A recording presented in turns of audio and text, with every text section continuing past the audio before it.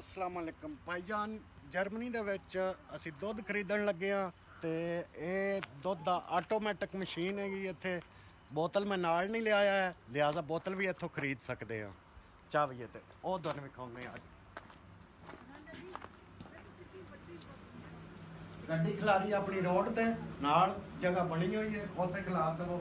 ਇੱਥੋਂ ਅੱਗੇ ਉਹਨਾਂ ਲਿਖਿਆ ਹੋਇਆ अगर शीशे की बोतल लैनी तो €1 की, अगर प्लास्टिक की लैनी तो 50 सेंट की, 50 पैसे।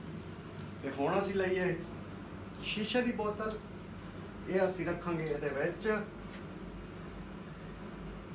ऐ खोलांगे बोतल इहदे विच रखांगे। लो ते असीं पावांगे €1 इहदे विच, 1 लीटर इहदा €1 का। ਤੇ ਇਹ ਫੜ ਕੇ ਤੇ ਇੱਥੇ ਰੱਖਾਂਗੇ। ਬਿਹਤਰ ਸਟਾਰਟ ਤੇ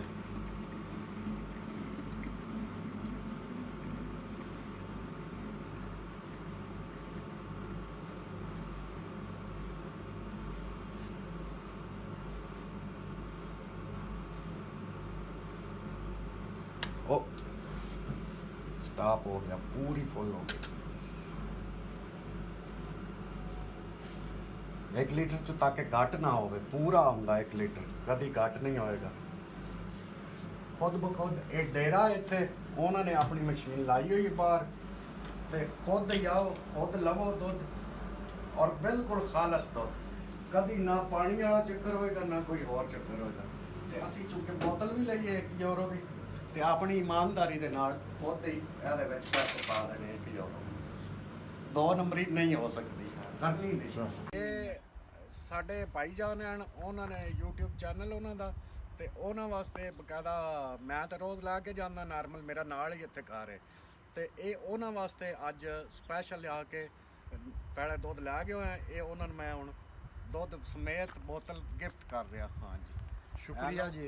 ਇਹਨ ਪੀ ਕੇ ਵੇਖੋ, ਇਹਦਾ ਟੇਸਟ ਆਏਗਾ, ਔਰ ਇਹਦੀ ਫੈਟ ਹੋਏਗੀ। ਉਬਾਲ ਕੇ ਵੇਖੋਗੇ ਤੇ ਇਤਨੀ ਮੋਟੀ ਮਲਾਈ ਹੈ ਉਸੇ ਦੀ ਉੱਤੇ। ਅਸੀਂ ਸ਼ੁਕਰੀਆ ਅਦਾ ਕਰਦੇ ਹਾਂ ਜਨਾਬ ਫੈਜ਼ ਰਸੂਲ ਰਾਂਝਾ ਸਾਹਿਬ ਦਾ, ਜਿਨ੍ਹਾਂ ਸਾਨੂੰ ਇੱਥੇ ਲੈ ਕੇ ਆਏ ਨੇ ਔਰ ਇਹ ਜਗ੍ਹਾ ਵਿਖਾਈ ਹੈ ਔਰ ਵੀਡੀਓ ਬਣਾਈ ਹੈ ਅਸੀਂ ਰਾਂਝਾ TV UK ਵਾਸਤੇ। ਇੱਥੇ ਮੈਂ ਇੱਕ ਫਿਕਰਾ ਐਂਡ ਤੇ ਹੋਰ ਆਖਣਾ ਚਾਹੁੰਦਾ, ਆਪਣੇ ਪਾਕਿਸਤਾਨੀ ਤੇ ਇੰਡੀਅਨ ਜਿਹੜੇ ਦੁੱਧੀ ਪਾਣੀ ਮਿਲਾਉਂਦੇ ਨੇ ਦੁੱਧ ਵਿੱਚ ਔਰ ਮੁਖਤਲਿਫ ਕੈਮੀਕਲ ਇਸਤੇਮਾਲ ਕਰਕੇ ਤੇ ਦੁੱਧ ਜਾਲੀ ਤਿਆਰ ਕਰਦੇ ਨੇ, ਉਹਨਾਂ ਵਾਸਤੇ ख्वाजा आसिफ वाला फिक्रा। कुछ शर्म होती है, कुछ हया होती है, इन्हां गोरियां अल्लों वेख के सबक हासिल करो। तो इंशाअल्लाह अगली वीडियो तक अल्लाह हाफिज़।